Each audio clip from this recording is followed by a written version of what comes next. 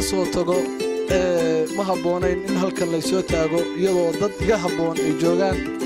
laakiin waxaan leeyahay beeldaaje waxa lagu igbaday waa shaqadan aad aragto tii koowaadna aad ku taagan tahay sharaf weyn bay noo tahay annaga in beeldaaje dhallinyaro ah fahmaya xaaladda dhallinyarada xaaladda dalka xaaladda dadka inuu yimaado madashaan xilligeedii iyo wakhtigii ugu habboonaa waxaan leeyahay anigu keliya dardaaranka ku soo koobayo waxa weeye hadalkayga beeldaaje noqo geed har weyn oo loogu soo hagaago har cunto biyo iyo wax walba oo geed lahaan jiray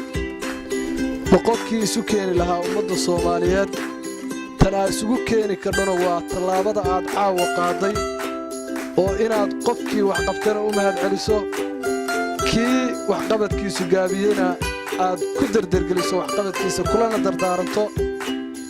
inaad ummadda Soomaaliyeed meel walba oo la isugu keenayo inaad noqoto kan goobjoog ka ah kan isu keena hormuud u ah horseed u ah mar walbana u taagan waxaan ballan qaadaynaa Ilaahay hortiis iyo dadkan hor fadhiyo horteedba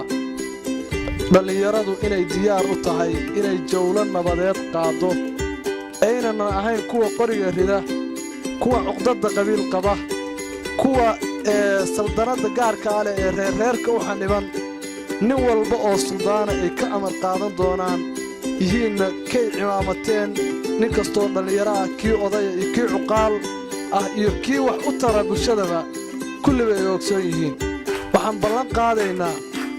inaan meeshay ka dhacayso oo cid nabadda diidani joogto iyo meeshii la isku hayoba haddaad noo dirdho askarta xasilisaan noqono diyaar baan nahay